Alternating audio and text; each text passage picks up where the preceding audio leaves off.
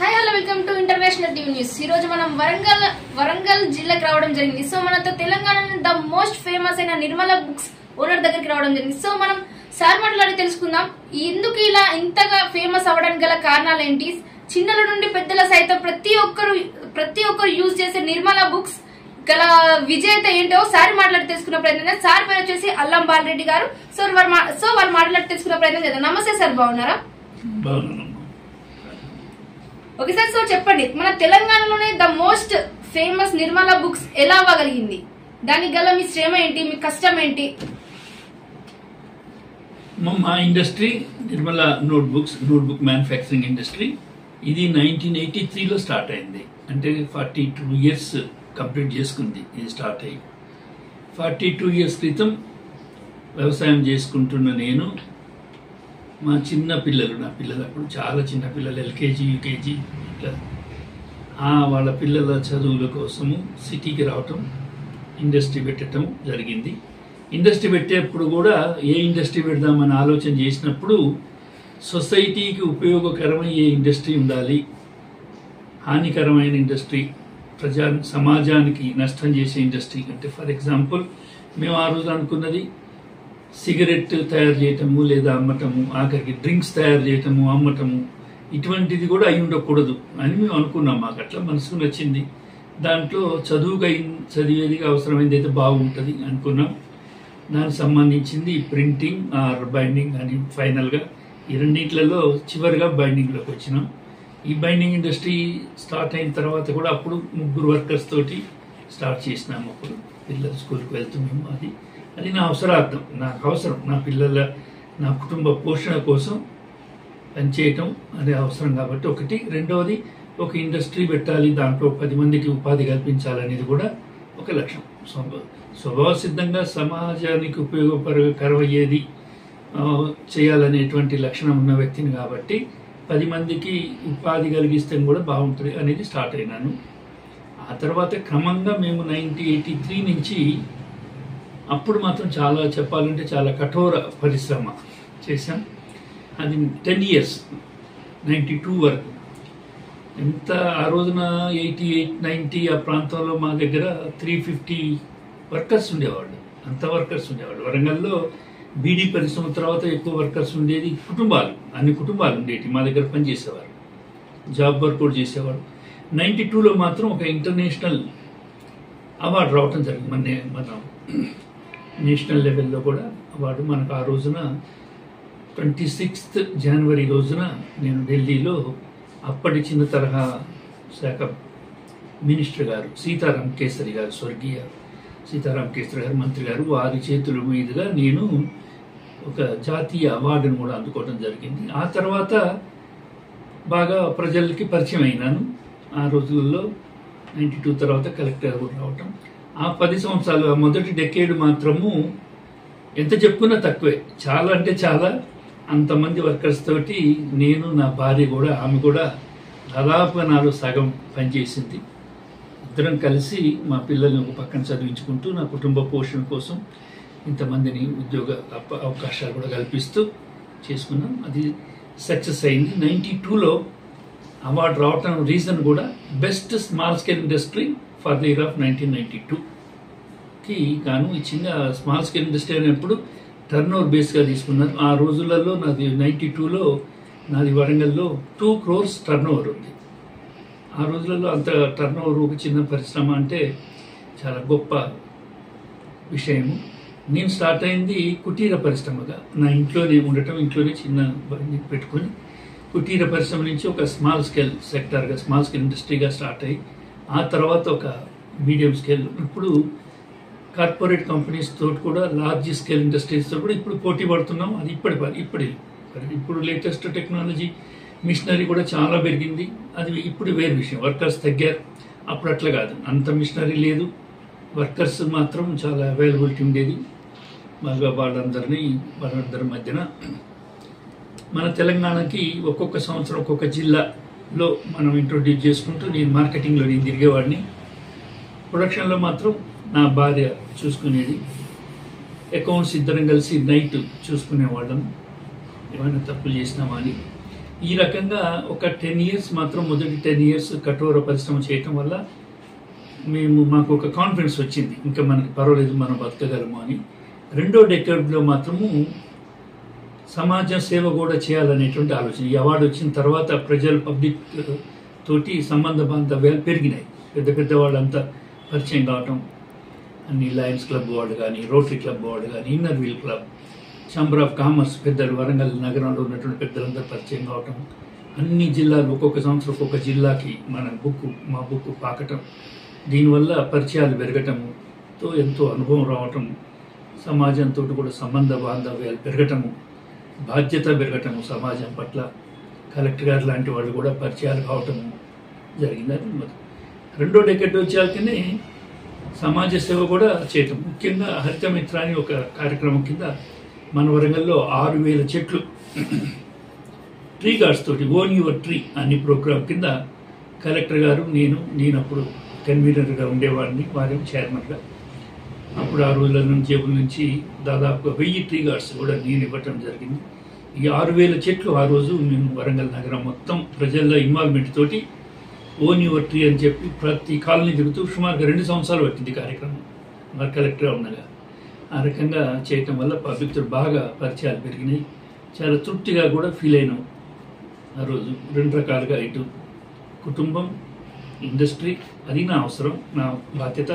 ఇక్కడికి వచ్చేయాలకని సమాజం నా బాధ్యతగా ఈ అన్ని కార్యక్రమాలు సైమల్టేనియస్గా ఒకే సమయంలో తీసుకుంటూ ఒక సోషల్ వర్కర్గా ఎంతో తృప్తిగా ఇచ్చింది. అది రెండో డెకేడ్.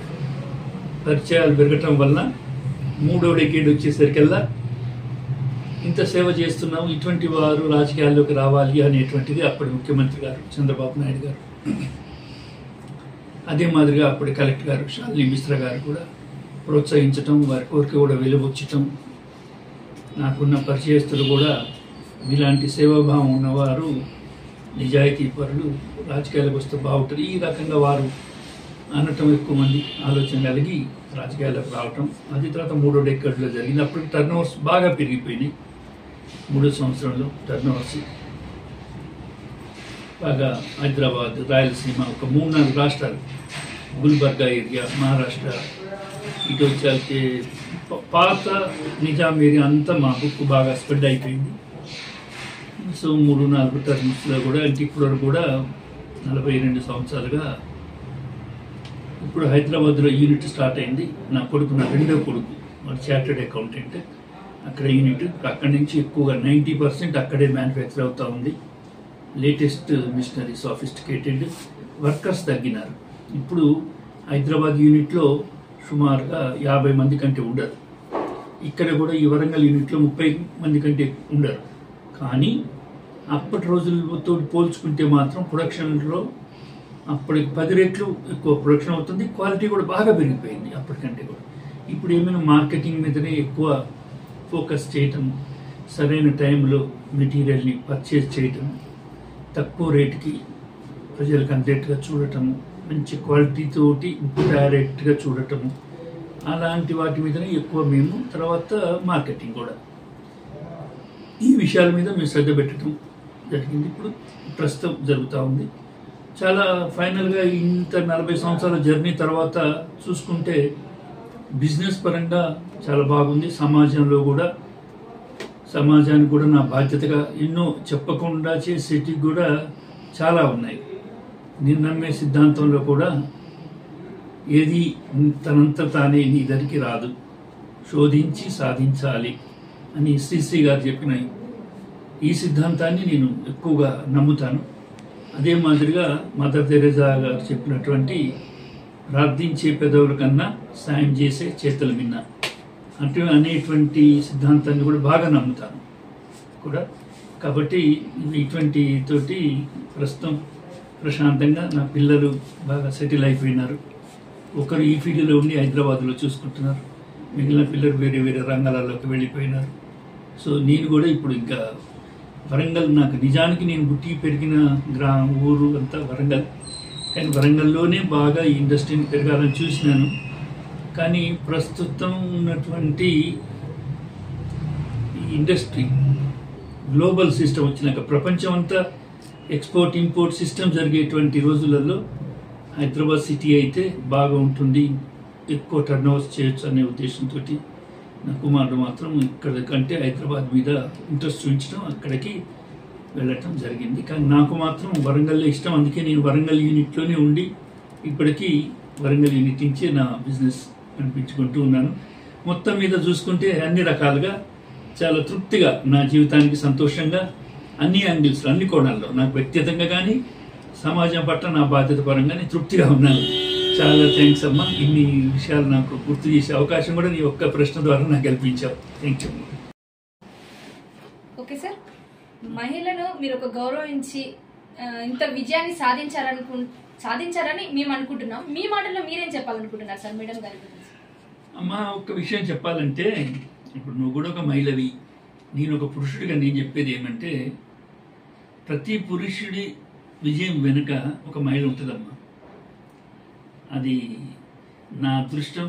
నాతో పాటు నా భార్య కూడా ఒక ప్రక్కన పిల్లల్ని, చిన్న పిల్లలు, ఇంట్లో పని మనుషులు కూడా ఉండేవారు కాదు ఆ రోజుల్లో.